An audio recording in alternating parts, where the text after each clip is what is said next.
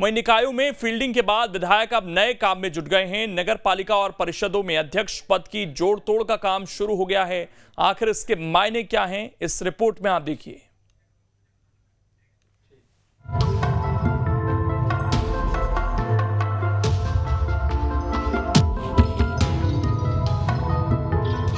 निकायों में अध्यक्ष के लिए जोर, नतीजों से पहले ही जोड़ तोड़।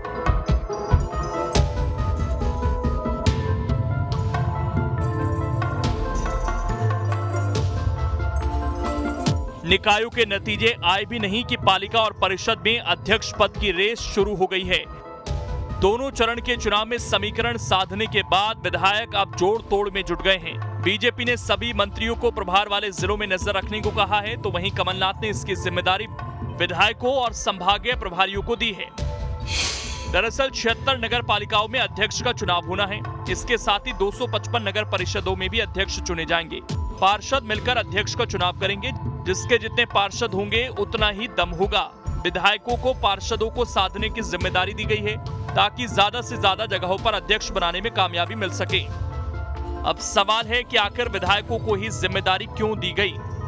तो चूंकि पार्षदों के टिकट में विधायकों की पसंद चली, विधायकों के कहने पर टिकट दिए गए, जीतने वाले पार्षद विधायकों की बात मान सकते हैं, इसीलिए पार्टियों ने उन्हें समीकरण साधने की जिम्मेदारी दी है।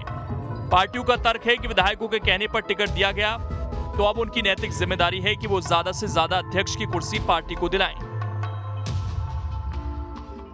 नगर में नगर पंचायत, नगर पालिका, नगर निगम के चुनाव दलीय आधार पे दोनों चुनाव को मिलाकर मैं इतना जरूर कहूँगा कि भारतीय जनता पार्टी को प्रदेश की जनता पर पूर्ण भरोसा है और विश्वास है। जिस तरह से भारतीय जनता पार्टी के ऊपर हमेशा आशीर्वाद प्रदेश की जनता का रहा है, नगर पंचायत में, नगर पालिका में, नगर निगम में मेयर अध्यक्ष बनाएगी।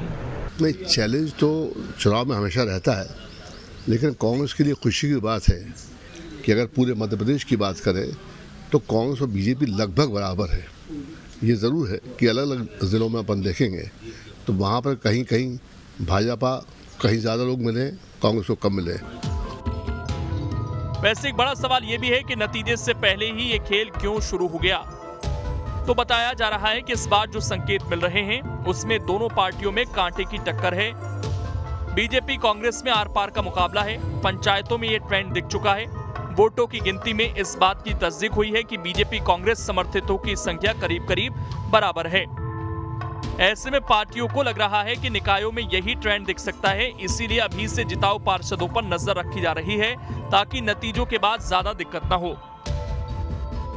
प्रदेश के इतिहास में ये पहली बार हो रहा है कि नगरीय निकायों के चुनाव दो अलग अलग प्रणालियों से हो रहे हैं। कॉरपोरेशन में मेयर डायरेक्ट चुने जा रहे हैं, जबकि नगर पालिका और नगर पंचायतों के चेयरमैन पार्षदों द्वारा चुने जा रहे हैं। ठीक इसी प्रकार से जिला पंचायत, जनपद पंचायत के इलेक्शंस भले ही पार्टी सिंबल पर नहीं होते हैं, लेकिन इन चुनाव के लिए भी अध्यक्ष चुनने का जिम्मेदारी दोनों पार्टीज ने विधायक और मंत्रियों को दी है। इसके पीछे सीधा सीधा कारण होता है कि आप जानते हैं, भले ही ट्रेंड कुछ कह रहे हो कि दोनों पार्टीज की स्थिति लगभग बराबर जैसी है, लेकिन ये माना जाता है कि जब इनडायरेक्ट चुनाव होते हैं तो कहीं ना कहीं ये चुनाव हॉर्स ट्रेडिंग को जन्म देते हैं।